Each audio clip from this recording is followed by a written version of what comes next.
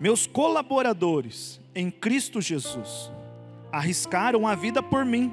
Sou grato a eles. Não apenas eu, mas todas as igrejas dos gentios. Saúdem também a igreja que se reúne na casa deles. Saúdem meu amado irmão Epêneto, que foi o primeiro convertido a Cristo na província da Ásia. Saúdem Maria, que trabalhou arduamente por vocês. Saúdem Andrônico e Júnias, meus parentes que estiveram na prisão comigo. São notáveis entre os apóstolos e estavam em Cristo antes de mim. Saúdem Ampliato, meu amado irmão no Senhor. Saúdem Urbano, nosso cooperador em Cristo, e meu amado irmão Estaques. Saúdem Apeles, aprovado em Cristo. Saúdem os que pertencem à casa de Aristóbulo. Saúdem Herodião, meu parente. Saúdem os da casa de Narciso, que estão no Senhor.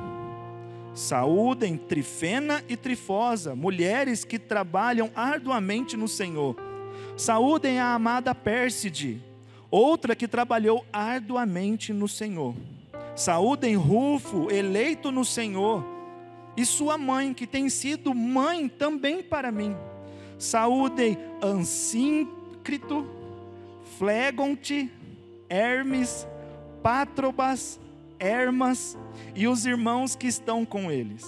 Saúdem Filólogo, Júlia, Nereu e sua irmã, e também Olimpas e todos os santos que estão com eles. Saúdem uns aos outros com um beijo santo. Todas as igrejas de Cristo enviam-lhes saudações.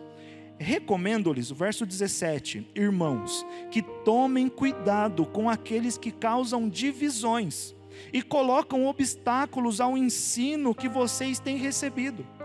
Afastem-se deles, pois essas pessoas não estão servindo a Cristo, nosso Senhor, mas a seus próprios apetites. Mediante palavras suaves e bajulação, enganam os corações dos ingênuos. Todos têm ouvido falar da obediência de vocês. Por isso estou muito alegre, mas quero que sejam sábios em relação ao que é bom e sem malícia em relação ao que é mal. Em breve o Deus da paz esmagará Satanás debaixo dos pés de vocês. A graça de nosso Senhor Jesus seja com vocês. Timóteo, meu cooperador, envia-lhe saudações, bem como Lúcio, Jason e Sosípatro, meus parentes. Eu, Tércio, que redigi essa carta, saúdo vocês no Senhor. Gaio, cuja hospitalidade eu e toda a igreja desfrutamos, envia-lhe saudações. Erasto, administrador da cidade, e nosso irmão Quarto, enviam-lhe saudações. Verso 24, que a graça do Senhor Jesus Cristo seja com vocês todos. Amém. Ora, aquele que tem poder para confirmá-los pelo meu evangelho e pela proclamação de Jesus Cristo, de acordo com a revelação do ministério oculto nos tempos passados, mas agora revelado e dado a conhecer pelas escrituras proféticas, por ordem do Deus eterno, para que todas as nações venham a crer nele e a obedecer-lhe. Ao único Deus sábio seja dada glória para todo sempre, por meio de Jesus Cristo. Amém. Pai querido, nós louvamos o Senhor pela leitura da Tua palavra, aqui no microfone, de forma aberta, com acesso via celulares, via papel, e que em nome de Jesus, eu não seja empecilho do Senhor, para aquilo que o Senhor tem para a sua igreja. Em nome de Jesus que oramos. Amém. Vamos relembrar. Quando iniciamos essa série de mensagens e apresentamos a carta de Romanos aos irmãos, nós vimos que Paulo, depois de fazer 3 viagens plantando igreja, ele se fixa ali em Corinto por 18 meses. É ali então que ele escreve essa carta.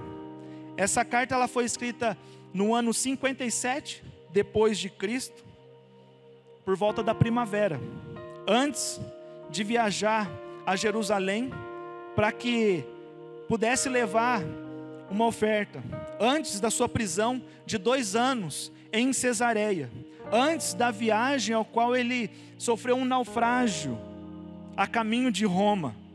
Mas então, por que Paulo escreve essa carta? Para preparar o caminho dele, a chegada dele, para preparar a igreja para enviá-lo à Espanha, ensinar a igreja a doutrina da salvação. E também, os irmãos vão perceber, de alguns capítulos para cá, que nós temos falado muito sobre comunhão. Paulo também ensina isso nessa carta, tanto a judeus, gentios, e entre os dois também. Não existe, então, nenhum outro livro, outra carta na Bíblia que fale tanto sobre pecado, sobre cruz, sobre graça e sobre salvação do que a carta de Paulo aos Romanos. Esse é o verdadeiro evangelho. Esse é o evangelho centrado na cruz de Cristo. A cruz que para muitos parecia uma derrota, na verdade era a vitória. Foi necessário o sacrifício do Cordeiro para a remissão dos pecados. E o Cordeiro sem mancha, o Cordeiro sem pecado, precisava ser Jesus, o nosso Salvador. E é por Ele que nós estamos aqui. Esse evangelho, ele precisa ser pregado nas igrejas.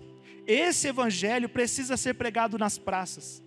Precisa ser pregado no seu trabalho. Esse evangelho precisa ser pregado na sua casa. Esse evangelho precisa ser pregado no churrasco da família. Esse evangelho não pode ser deixado de lado. Quando Paulo encerra a carta com esses 26 nomes, ele nos ensina várias lições. A primeira, que precisamos ser gratos. Ele mostra gratidão por todos esses. Ele ensina também sobre a importância da diversidade. Como nós dissemos aqui no início, relembrando o último sermão, nós somos diferentes. E isso é muito importante para o avanço do reino. Essa singularidade de cada um. Ele também ensina a importância das mulheres. Percebeu aqui muitos nomes de mulheres? Enquanto muitos dizem que a Bíblia é machista, movimentos dizem isso, a palavra do Senhor nos mostra que as mulheres são importantes para o avanço do Evangelho. As mulheres são importantes no ministério de Jesus. As mulheres são importantes para a igreja do Senhor.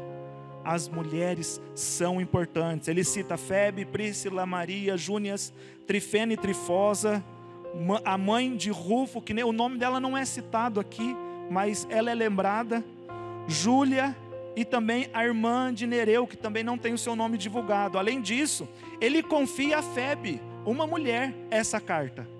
Essa carta, a igreja de Roma, quem levou foi uma mulher chamada Febe. Olha a importância da mulher no ministério também de Paulo. Ele nos ensina a importância de servir, a importância de sermos cooperadores, a importância também de sermos uma igreja madura. Uma igreja que busca ter alicerce na palavra do Senhor e trazer isso para a comunhão e externar essa maturidade. Hoje, com base então no último capítulo de Romanos, nós vamos responder a seguinte pergunta: quais as características de uma igreja madura? Primeiro, uma igreja madura acolhe. Nos últimos capítulos, Paulo tem falado mesmo sobre esse assunto, sobre o acolhimento. Como o pastor Esdras disse no último domingo, ninguém fica numa igreja, ninguém fica num lugar, dependente do lugar, se a pessoa não é bem recebida ali, se as pessoas tratam ela com indiferença. O acolhimento é muito importante. O verso 1 e 2 diz o seguinte: recomendo-lhes nossa irmã Febe, serva da igreja em Cencreia. Peço que a recebam no Senhor, de maneira digna dos santos, e lhe prestem a ajuda de que venha necessitar, pois tem sido inclusive para mim. Esse grande auxílio dá a ideia de amparo, de suporte. Amparem ela já deu amparo para muitos. Vá de encontro às necessidades dela. Febe acolheu, protegeu forasteiros, os irmãos perseguidos, ali naquela região, na sua casa. Então ela precisava ser recebida também pela igreja em Roma. Príscila e Áquila também. Veja os versos 3, 4 e o início do 5. Saúdem Príscila e Áquila, meus colaboradores em Cristo Jesus. Arriscaram a vida por mim. Sou grato a eles, não apenas eu, mas todas as igrejas dos gentios. Saúdem também a igreja que se reúne na casa deles. Príscila e Áquila arriscaram a vida deles para receber Paulo. Paulo estava sendo perseguido e ele conseguiu refúgio na casa de Príscila e Áquila.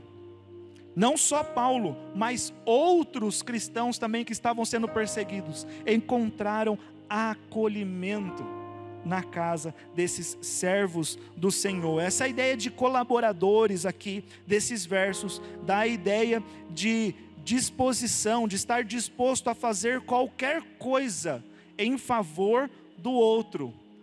Esse sentido de colaboradores. Por exemplo, vamos ampliar isso aqui, vamos aumentar isso aqui. Bora, pastor, vamos junto.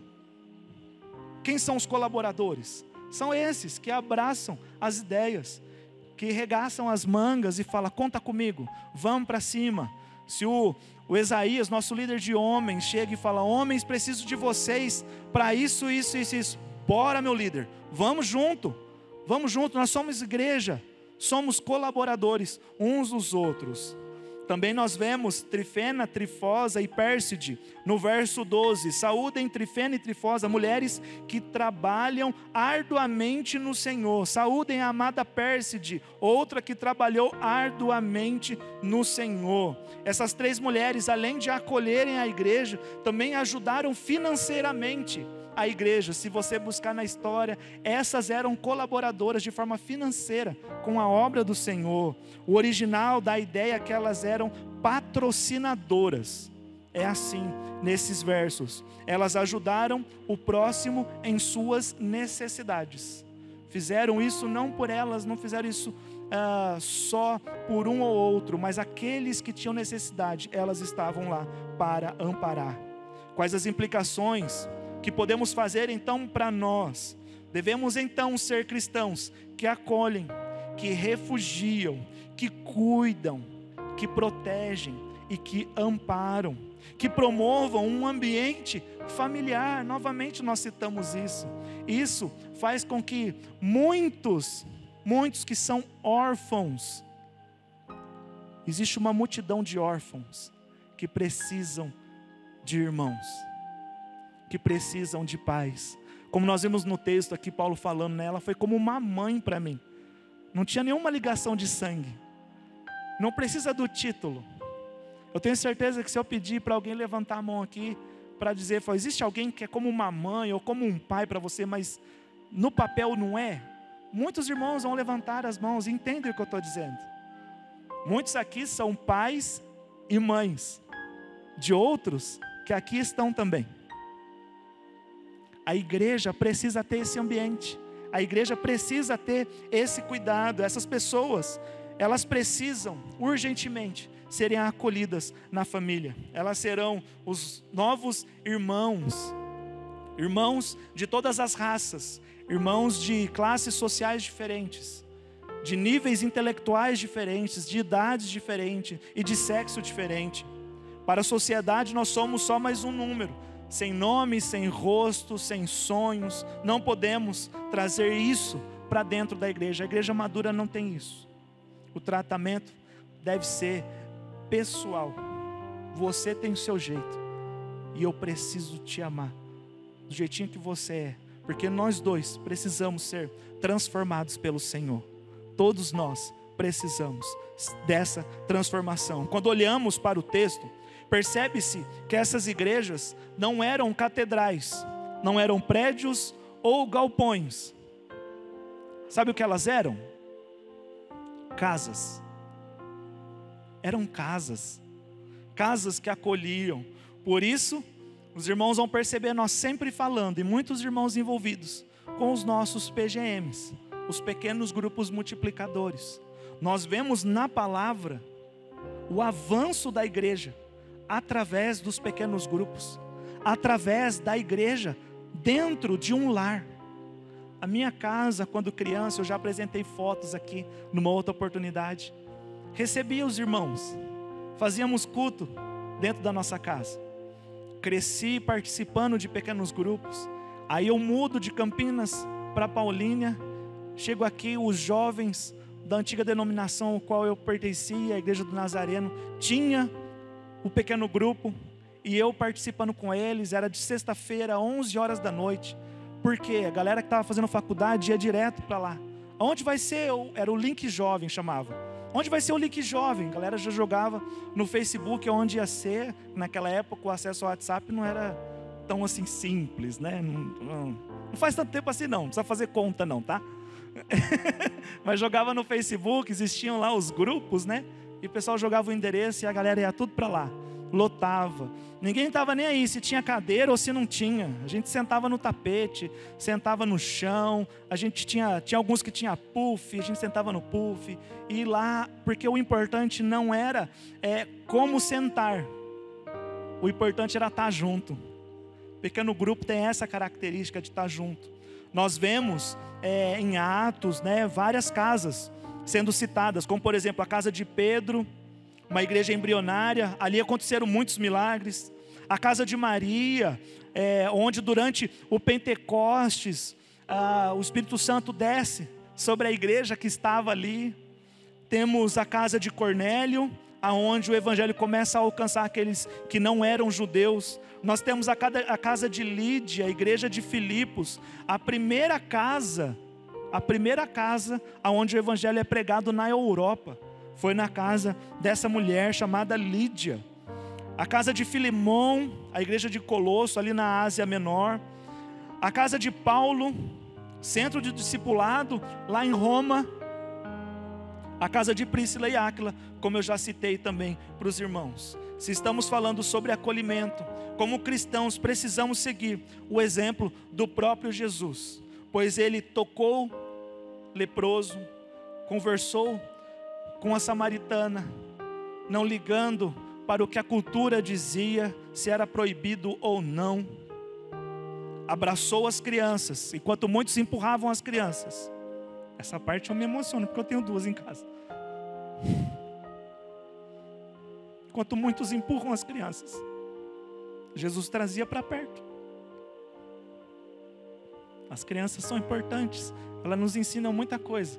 O pastor Esdras disse para nós numa reunião de pastores: você nunca vai perder tempo conversando com uma criança, com um idoso e com um missionário. Não esqueça disso, não é perca de tempo. As crianças têm muito a nos ensinar. Precisamos ser então uma igreja madura que acolhe. Segundo, uma igreja madura restaura. Assim como existe uma multidão de órfãos, existe também uma multidão de doentes. Como a gente já meditou outras vezes, elas estão doentes do espírito, da alma, do corpo, e os seus relacionamentos também padecem. Satanás destruiu as vidas dessas pessoas.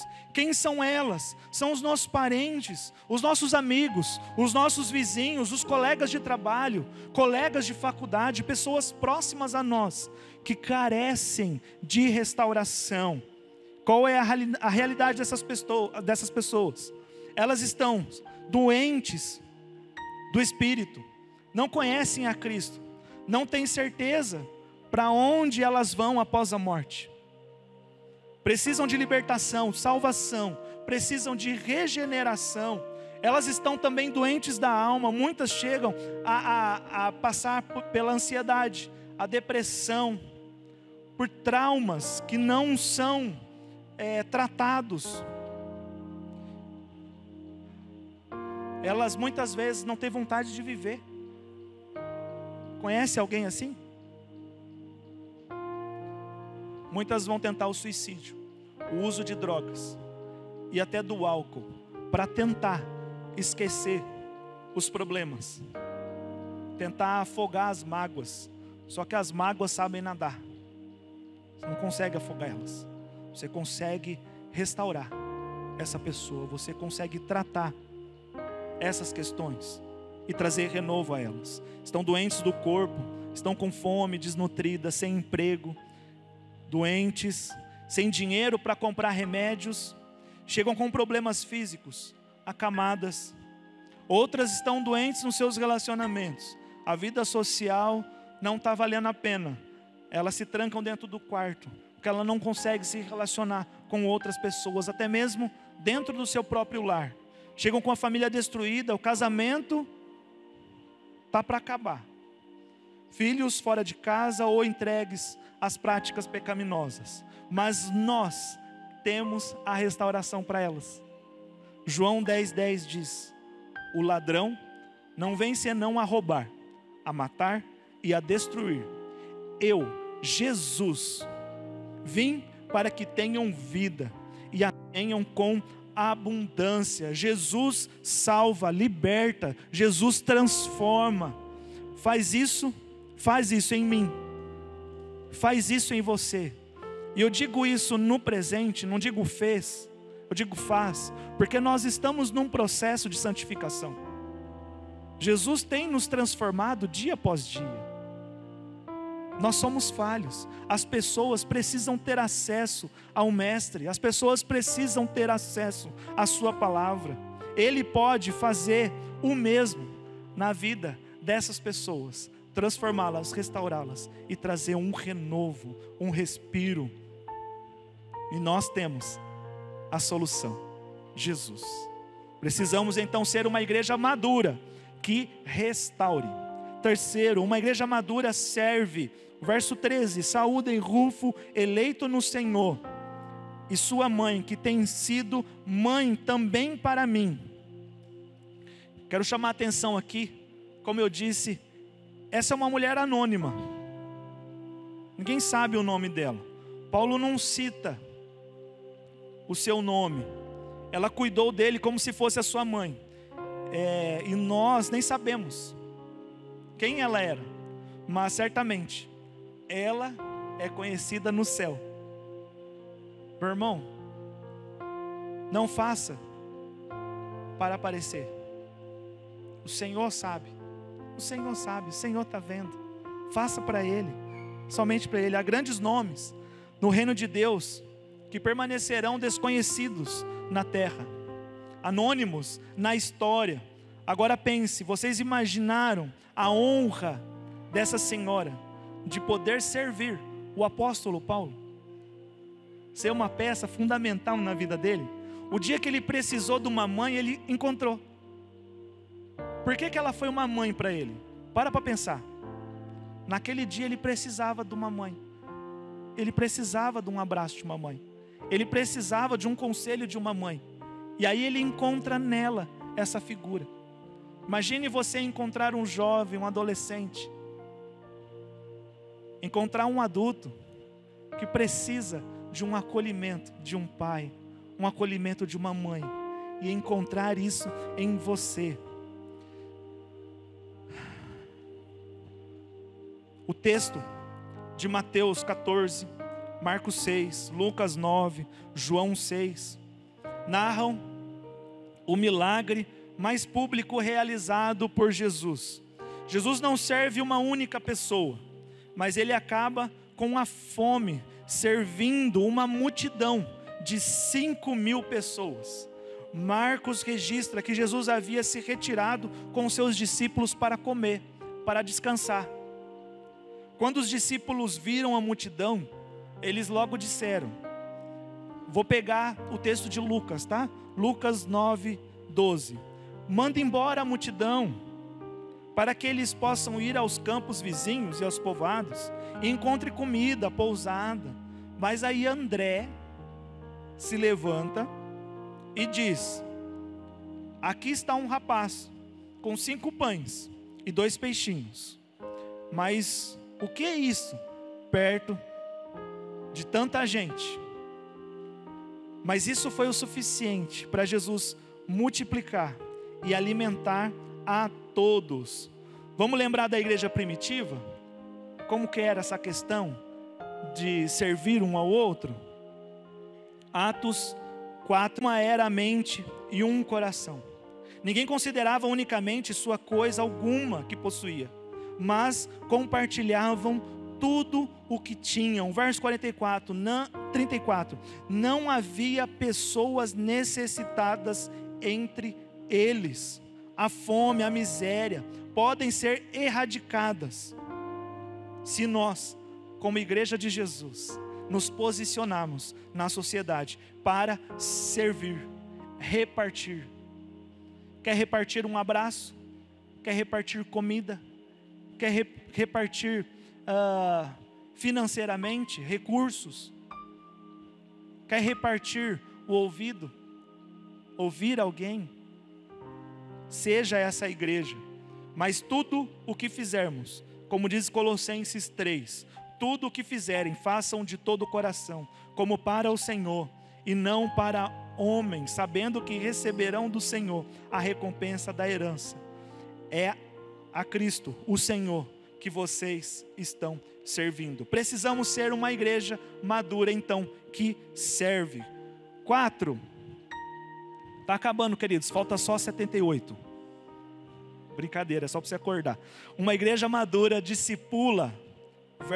Finalzinho do verso 5 e também o 7. Saúdem meu amado irmão Epêneto, que foi o primeiro convertido a Cristo na província da Ásia. Saúdem Andrônico e Júnias, meus parentes, que estiveram na prisão comigo. São notáveis entre os apóstolos e estavam em Cristo antes ainda de mim. O texto mostra uma grande verdade nas entrelinhas aqui, né? Se observarmos com atenção, veremos que Epêneto, Andrônico e Júnias, até que eu não estou enroscando muito, né? Tá boa a leitura, né?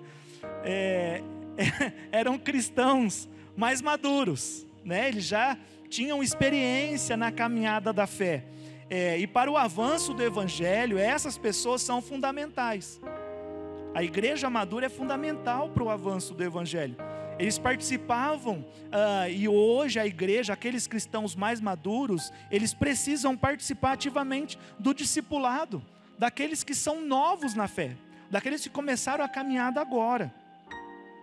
O que nos leva de volta aos princípios de Jesus, lá em Mateus 28, a partir do verso 19, portanto, ide, fazei discípulos de todas as nações, batizando-os em nome do Pai, e do Filho, e do Espírito Santo, ensinando-os a guardar todas as coisas que eu vos tenho mandado, e eis que eu estou convosco todos os dias, até a consumação dos séculos. Como devemos fazer discípulos? Ensinando a ter um relacionamento com Deus. Pense, o novo convertido, ele não entende a relação com Deus. Talvez ele ache que Deus é inalcançável, inatingível.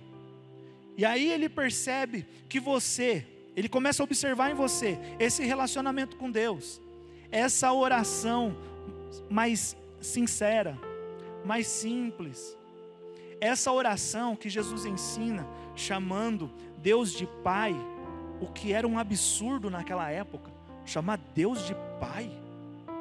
Hoje para nós está mais simples isso, é mais entendível. Naquela época era um absurdo, era uma falta de respeito. Assim como para alguns hoje é falta de respeito, por exemplo, chamar Deus de você. Para alguns é desrespeitoso. E eu respeito você que pensa assim. Para outros é melhor falar somente. Para esses é melhor falar somente Deus como Senhor. Tu, a ti, não usar o você. Natural que isso aconteça. Nós precisamos uns dos outros nesse ensinar o relacionamento com Deus. Também ensinamos a guardar as ordenanças de Jesus.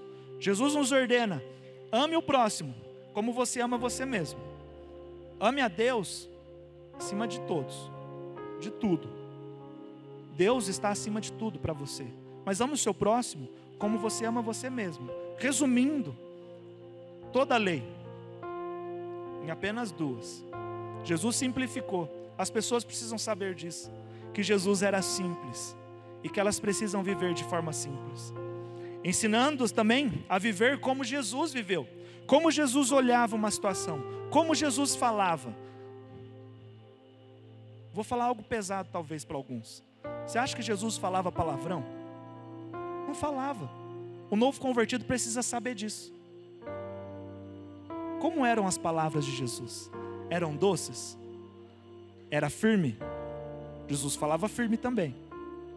Mas Jesus tinha amor nas suas palavras. Jesus convencia as pessoas, trazia elas para perto e ensinava elas.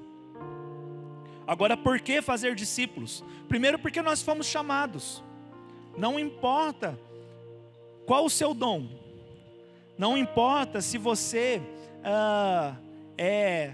como a gente tem a sala descoberta aqui, né? Se você é tarefa ou se você é pessoas. Não importa. Você não faz discípulos de cadeira. Vou discipular uma cadeira. Eu vou discipular o chão. Eu vou discipular a lâmpada. Não importa se você é tarefa. Você foi chamado para fazer discípulos. Do seu jeito. Com o seu dom. Com o seu modo de falar. Com o seu modo de agir. Você vai se surpreender ao encontrar pessoas que são como você. Que vai te entender. Que vai entender a sua forma de pensar, de agir. Você vai se surpreender com isso. Todos nós fomos chamados para fazer discípulos. Por quê? Porque é uma ordem também de Jesus. Jesus disse: ide, fazei discípulos. Ele não disse assim: se você quiser, você vai. Não, foi uma ordem. E também porque você não está sozinho. O Espírito Santo nos convida a fazer discípulos. Mas Ele também nos conduz, nos usa. É Ele que nos dá as palavras. Precisamos então ser uma igreja que discipula. E por último, nós precisamos ser uma igreja madura que multiplica. Creio que nada nesse mundo se multiplicou mais do que a igreja do Senhor Jesus. Paulo foi um dos maiores multiplicadores no Novo Testamento. Tudo que fazemos na vida deve ser feito com base na intenção de multiplicar. Começamos uma família pensando em multiplicação. Começamos uma amizade pensando em multiplicação. Começamos a jogar futebol. Cadê a galera do futebol aí? Tem a galera do futebol aqui dos Calebes, com a intenção de multiplicar. Se a gente tem a intenção só de bater bola, está errado. Está errado. Ali a gente precisa multiplicar. Ali a gente precisa amar. Precisa amar, viu? Seus cavalos. Ame, vamos multiplicar o amor dentro do futebol. Começamos a plantação de igreja, pensando na multiplicação. Paulínia para Cristo, não era assim que o pastor João falava? Paulínia para Cristo. Começamos um negócio, pensando em multiplicação. Abrimos uma ONG, pensando em multiplicação. Quando Jesus começou a igreja, Ele pensou na multiplicação dos discípulos, né? A multiplicação é um alvo para tudo o que fazemos como igreja. Multiplicamos vida salva, o amor de Deus, a compaixão e graça, a alegria, casais vivendo um casamento à luz da Bíblia, multiplicamos famílias restauradas, multiplicamos a restauração, multiplicamos a saúde de forma integral. Quando falamos de multiplicação, estamos falando de muitas coisas, entre elas os pequenos grupos. Ali é lugar de multiplicação também. Estamos falando sobre discipulado, mais cristãos maduros, mais oportunidades do evangelho ser pregado. Multiplicação, multiplicação. Pense, se a nossa igreja fechasse hoje, pensa comigo aqui, e aqui eu encerro a minha fala. Se a nossa igreja fechasse hoje, nossa cidade sentiria a falta de um lugar que acolhe, que restaura, que serve e discipula. Somos relevantes nessas áreas? Se sim, somos uma igreja madura. Se não, precisamos amadurecer. Eu componho a igreja de Cristo. Você compõe a igreja de Cristo. Nós formamos o corpo de Cristo. E precisamos estar maduros na palavra, na vida de oração com o Senhor. Precisamos ser uma igreja madura que multiplica. O que nós estamos multiplicando? Fica a reflexão. Feche seus olhos. Pai, obrigado, Senhor, por essa oportunidade de explanar, Senhor, a Tua palavra. Que em nome de Jesus ela encontre lugar nos corações que o Senhor deseja transformar, trazer alívio, trazer, Senhor, também o sentimento de sair do comodismo também e ser um canal, um instrumento do Senhor de transformação a muitos. Em nome de Jesus que nós oramos. Amém. Graças a Deus. Deus abençoe a igreja.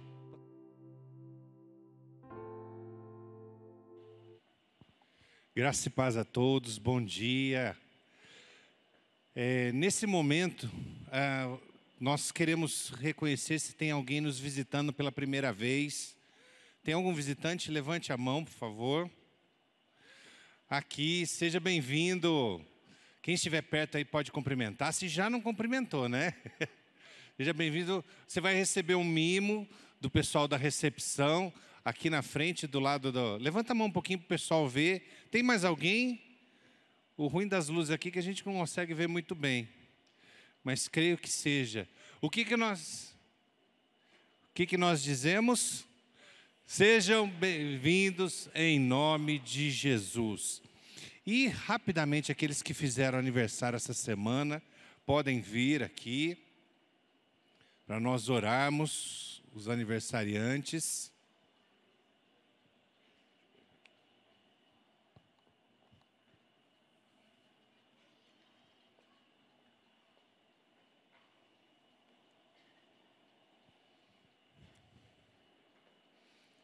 Lete está fazendo hoje, né? Quem mais? Aniversário. Parabéns, fez ontem, né?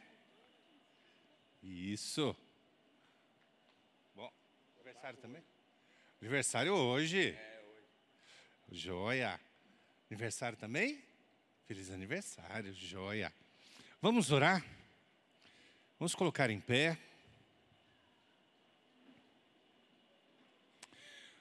Obrigado, Jesus, por esse tempo tão gostoso aqui na Tua casa, pela palavra que nos enche o coração, Senhor.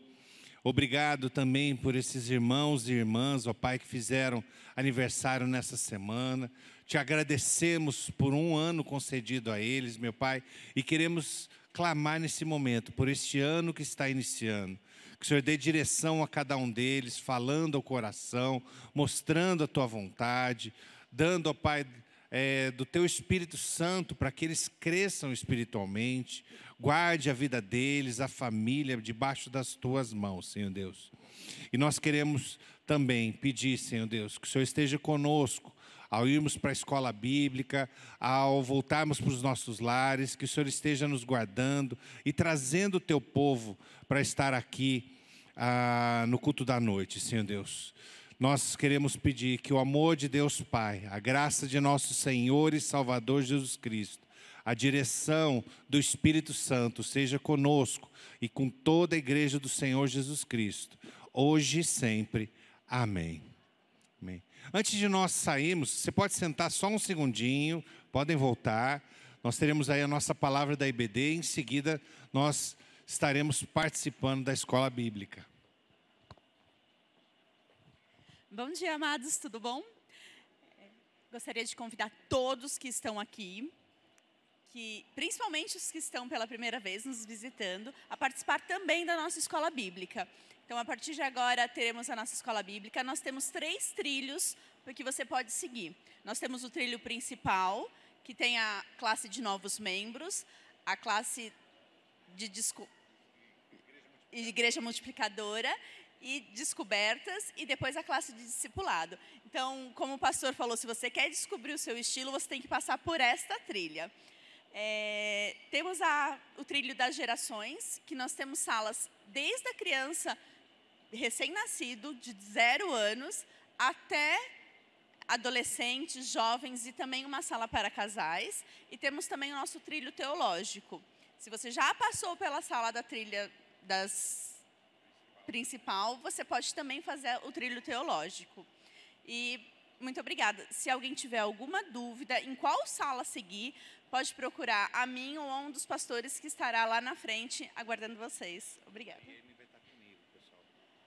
Sim, um aviso importante, o pastor Esdras não está hoje, está pregando numa outra igreja, então a igreja multiplicadora terá aula normalmente com o pastor Denis. E a sala que normalmente o pastor Denis dá aula junto com o Israel seguirá com a aula normalmente também.